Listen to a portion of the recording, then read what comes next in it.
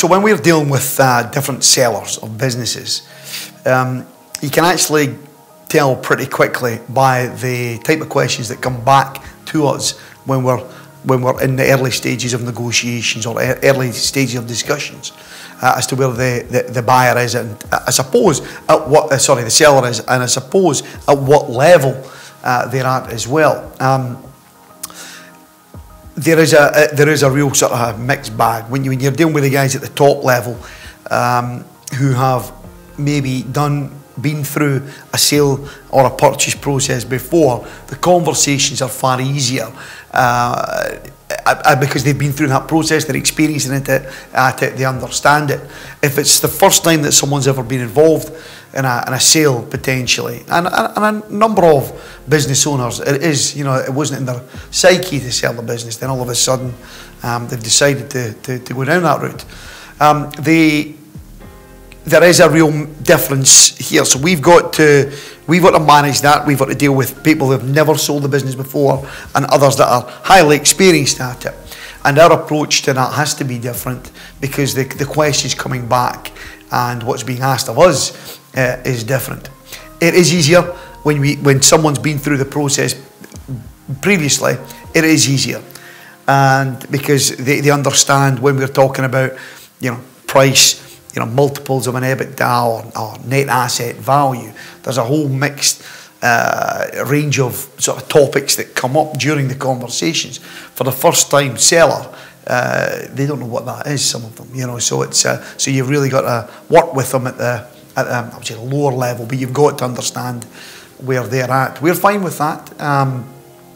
It's a bit of a slower burner, and what is normal process in these types of transactions are kind of alien because it's the first time for some of these sellers that they've been involved in it. So when we're talking about deferred considerations, for example, or staged considerations, or the shareholding where we might not buy the whole company, we might only buy a certain percentage of the shares initially with a view to buying the remainder later. There's a whole mixed there's a whole range of ways in which a seller can sell a business and a buyer can buy it. It is not normally a straightforward transaction where the seller says, I want that.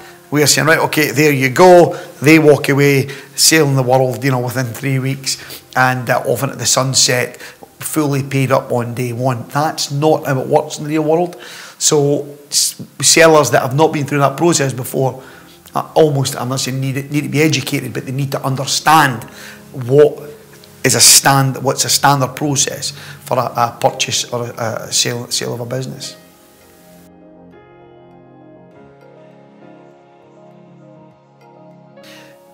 Our preference is that any seller remains in the business for a period of time. That is for us to protect our investment.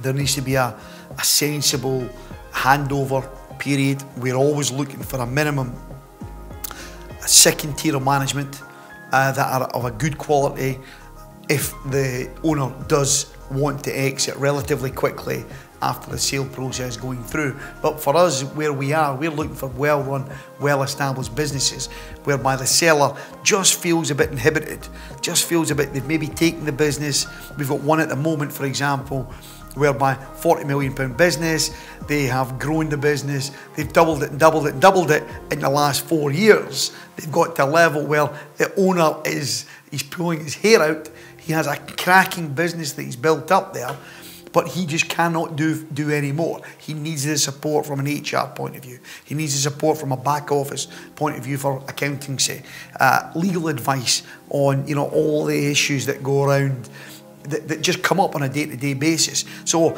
he's a victim of his own success, but he's peaked there. So there has to be some substantial investment goes into that by way of people, team, resource and capital to get it to the next level. That's what we bring to the table.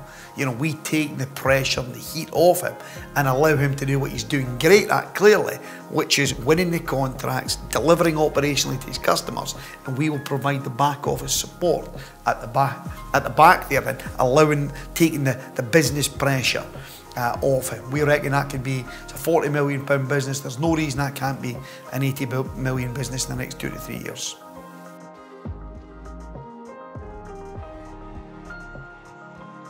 Well, absolutely de-risks it, and by the way, he knows something has to change. That's why he's approached us.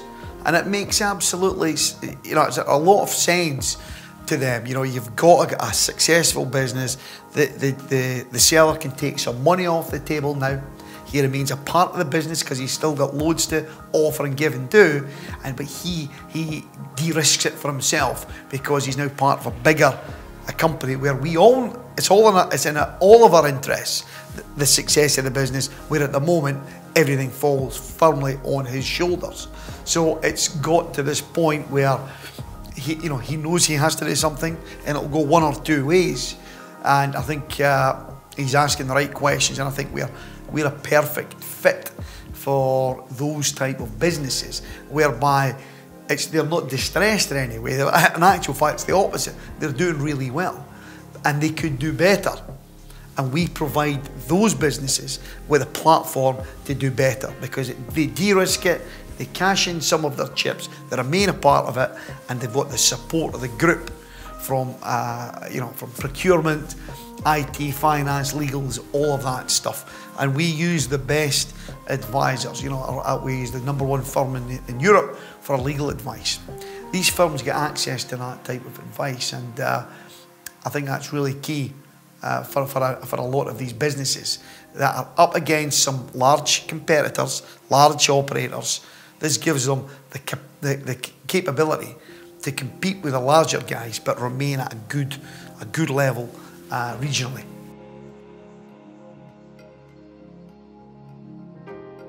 When you become part of the group, we have quarterly operational meetings between the companies, and that's where the owners, current owners, when they sell, they can attend these meetings and talk to their peers, people on the same level, the same problems, the same issues, and the same opportunities.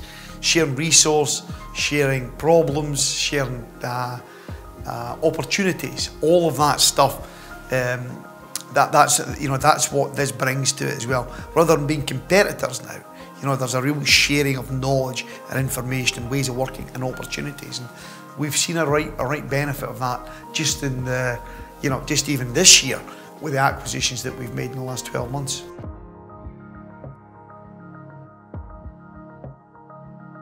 I think if I'm an owner of a good, well-run business that is maybe going through some troubled times with the current COVID situation, and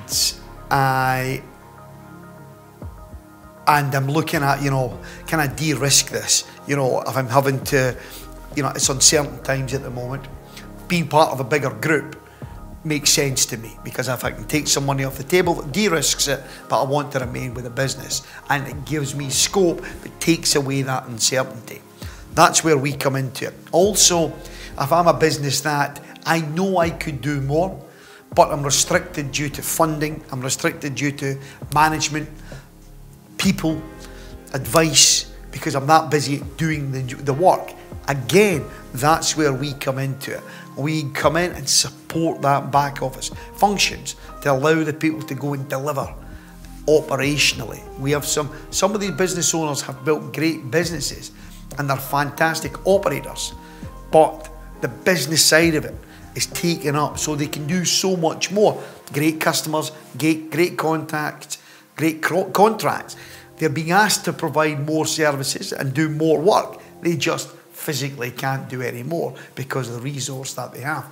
We come in and support that and encourage that and try and enhance that situation. So if you're in, if it's distressed and it's a concern, it's a right option to sell to us.